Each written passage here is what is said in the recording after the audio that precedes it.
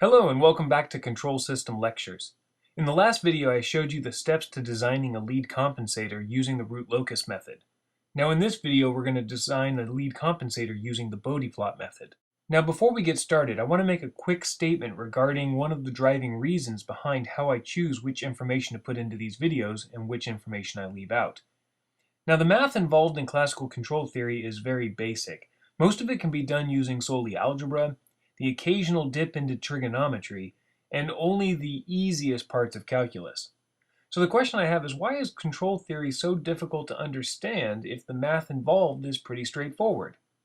And I believe that it's really the concepts that are hard to grasp, not actually the mathematical steps that you need in order to find the answer. So with that in mind, let's go through the concepts of how to use the Bode plot to design a lead compensator.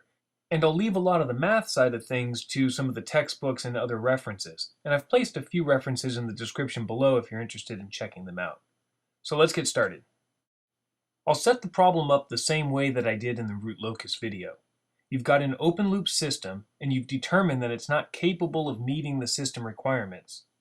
So you feed back the measured output, compare it against a reference signal, and generate an error term, which is then converted into an actuator command via the controller.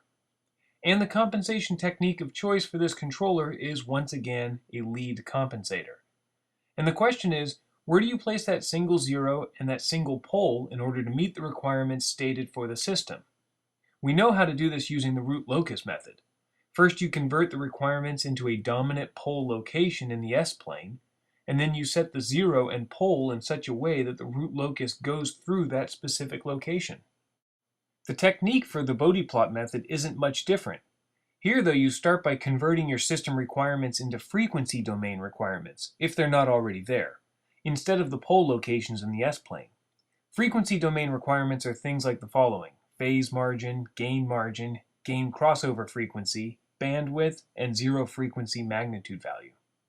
There's also a requirement of steady state error, but this is kind of a time domain requirement, but it applies both in the frequency domain here and in the S domain on the root locus method. And we'll talk more about that in a future video.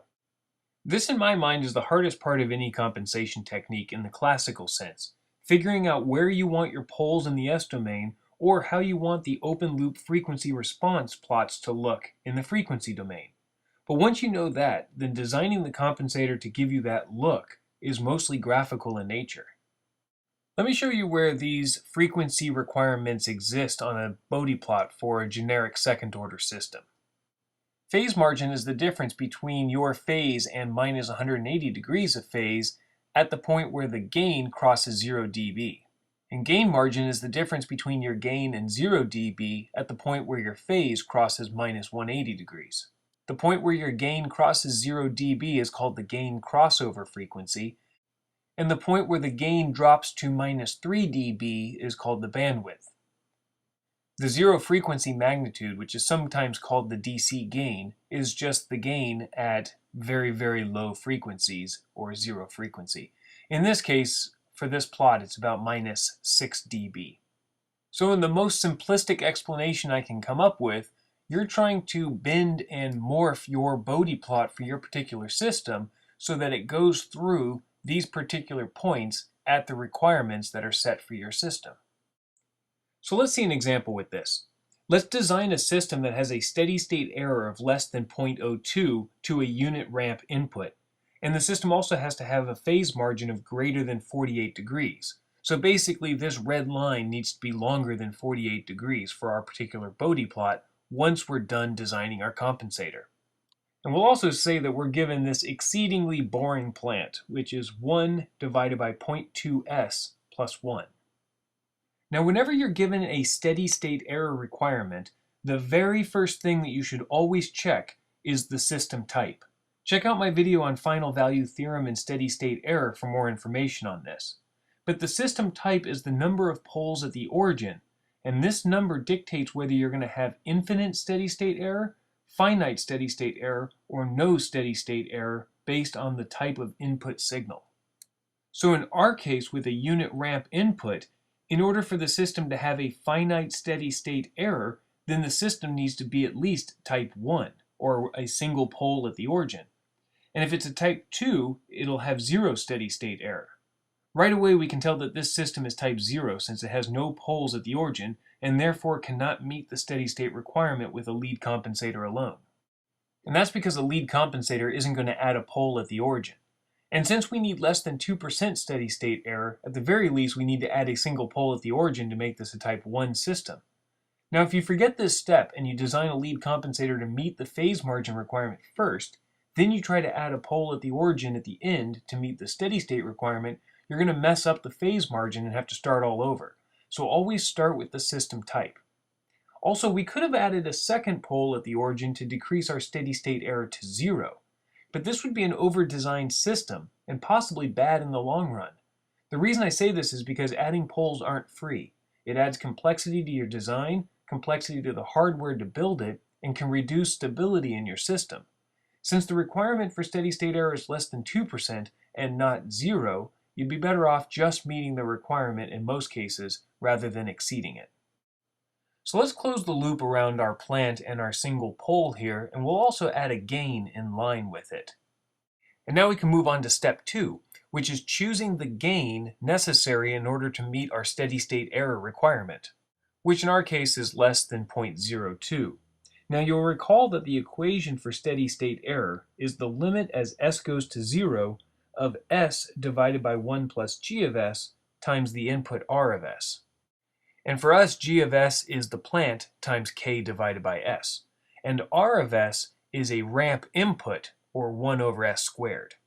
And you can plug all of these values in and then solve for the value of k that makes this equation less than 0.02. And what you'll find is k needs to be greater than 49. So just to make the math simple, I'm going to choose k equals 50 for our control system. And I'll plug that into our block diagram for k. So now we know that our system meets our steady state error requirement, but we don't know yet whether it meets our phase margin requirement. And in order to figure that out, we need to plot the Bode plot for our open loop system. You can estimate this by hand by taking the Bode plot of the plant and adding it to the Bode plot of our compensator, k over s, or 50 over s. But I wanted something accurate, so I plotted it up in MATLAB, and I'll put it right here. To determine the phase margin, find the gain crossover frequency, follow that down, and then measure the distance between your phase and minus 180 degrees. Also, MATLAB shows me up here at the very top at the title that I have 18 degrees of phase margin. And 18 degrees is less than 48 degrees, so we don't meet our requirement. So we're going to need additional compensation, and that's where our lead compensator comes in, to give us that additional phase margin. The basic premise is this: try to move the phase curve upwards so that you can increase your phase margin without disrupting the magnitude plot too much. And to see how this is accomplished, let's look at the Bode plot of a typical lead compensator. So you can see that we're adding phase for a certain frequency band. And if you design the lead compensator correctly, when you add that phase gain, it'll cause the phase to go right through our new phase margin point that we want. And this is exactly what we want. Unfortunately, we're also adding a little bit of gain too. What that does is it moves the gain crossover frequency to a higher frequency, which means that you're not getting the full amount of phase that you were expecting because our gain crossover frequency goes through a different portion of the phase plot. So now you can see why this is graphical in nature. We're just adding these two Bode plots together to get one that we want in the end. But to determine how much phase we need to add and at what frequency, we're going to need some equations. And let me first start by showing you an equation for a lead compensator, written in a slightly different format than you might have seen. This is A2 times tau s plus 1 over tau s plus 1. And I like this form because it's easy to see that the zero frequency gain is 1, which means it's not going to disrupt our steady state error that we did in steps 1 and 2. And of course, in order for this to be a lead compensator, A2 has to be greater than 1. If it's less than 1, then it's a lag compensator, but we'll talk about that later. And you can determine the upper cutoff frequency with this equation, which is approximately where the gain and the phase start to head upward, and the lower cutoff frequency with this equation, which is the tail end of the phase and where the gain starts to flatten out. Phi max is the maximum amount of phase lead that the compensator can provide, and omega max or omega m is the frequency at which that maximum phase occurs. And lastly, the gain at omega m is given by this equation. So with these equations, you can solve for A2 and tau, which are the only two unknowns in our lead compensator, like this. Step 1 is choose the amount of phase that you want to add to your system and then solve for A2 using the phi max equation. And then determine the frequency that you want to add all that phase to, and then you can solve for tau using the omega m equation and the previously solved for A2. And then finally, you can just construct your lead compensator by plugging in A2 and tau, and you're done. But wait a second, there's a catch, and I've already mentioned it a little bit earlier. Remember, we can choose the phase that we want to add to the system, but again, it's going to add gain to the system at that frequency as well, which is going to move the gain crossover frequency to the right, which means you're not going to get that maximum phase increase. You're really only going to get something slightly less than that. So you're not going to meet your requirements still, and then this is going to ensue a potentially infuriating iteration where you try to add even more phase lead and see if that did the trick, and then add more and then more until you're done. But there are at least two ways around this. The first is just to add a safety factor to your original phase lead, so you only have to do this once. Something like phi max equals the phi that I need plus something like 15 degrees. And the second way is to just try a bunch of different values of A2 and construct a table and then just pick the correct value from the table after you're done. And I agree that neither way is really an attractive way of generating a lead filter, but it works. And sometimes control design is an iterative process and you just can't get away from that completely.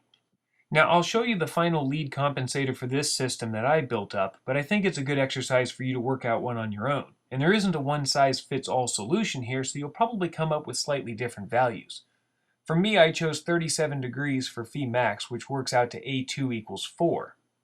And omega m at 22.2 radians per second, which works out to tau equals 0.022. And now I can lay this lead compensator in line with the other compensators, and this is going to make up the entire controller. And we can see that we meet our phase margin requirement by plotting the Bode plot for this fully compensated system. And I did that Bode plot in MATLAB, and I'll show you that here shortly. But I also overlaid it on top of the Bode plot for the system without the lead compensator so you can see the effect. And here it is. So again, we find the gain crossover frequency, and now you can see that the phase at that frequency has increased a lot. In fact, our phase margin is met. It is greater than 48 degrees like we wanted. And the other good news is that the magnitude plot looks pretty much the same, except for high frequencies. And we've only barely moved that gain crossover frequency to the right a little bit. So it all worked out, which is pretty awesome. So I think it helps to think of the lead compensator, at least in the Bode sense, as just a delta to your original uncompensated Bode plot. And you just need to try to manipulate your lead compensator Bode plot shape so that when you add it to your original one, all of your requirements are met. There's one last thing that I wanted to say, and that's that you can only add up to 90 degrees of phase with a lead compensator. That's because there's only a single zero in the compensator. But realistically, with how you implement a phase lead compensator with your components, you really should only ever try to add about 55 degrees with it. Anything more than that and the component values that you need become too large or too small to be practical. Therefore, if you need more phase lead than 55 degrees, you'll need to add two compensators, or two stages, in series, and they're going to add on top of each other. So you can get up to 110 degrees of phase lead if you have two in series. If you guys have any questions or comments on what I've said here, leave them in the section below and I'll try my best to answer them. And as always, thanks for watching.